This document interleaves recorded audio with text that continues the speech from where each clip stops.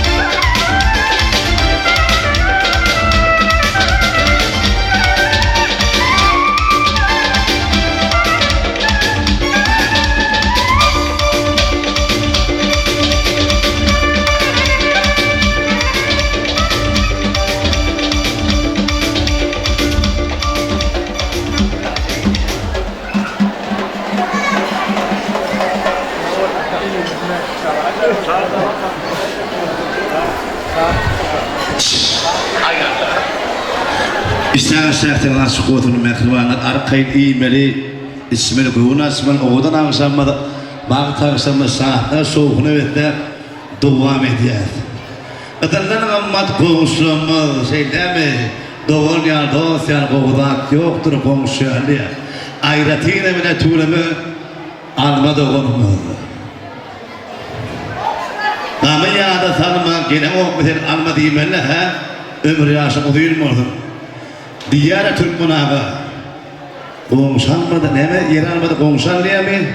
Aytın diye Aytı öleme Kimin telefonunu Pullu adı olsa Son telefonunu çağrısı olmayanın adından 50 mant geçirip veriyen düşündüklü mü? Kimin telefonu bağlayan Tengete adı olsa da 50 mant soğutma Elbette yürüyünce şunu kuvun hakan var Yani neyme diye yedazı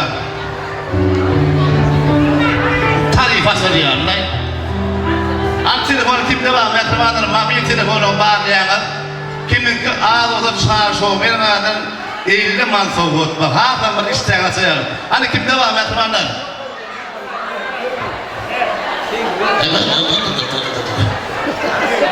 Sunmadı işlerler zaten sağ ne yaşanıyor pazar? Buradan ne yaşanıyor?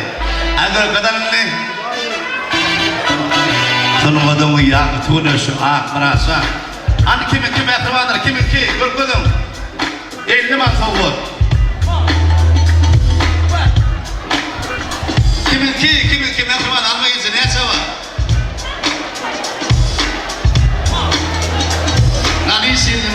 Bir topu çarşı beni adam. Bunu iskele. Bir kodum yok mu? Ha, bir kodum ya bir ana. Ana bir kodum. Ne çaba telefonda? Artıman teyzenin eşliğine var. O telefon bir kodum yok ağamca. Pulunu vur pulunu. Vur. Tar.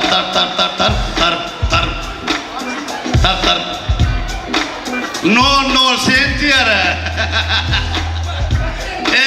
Mesela. Başka var mı no sen? Ay tuğla mı? Şuma menene var tura. Ana kamera var, ana görsün.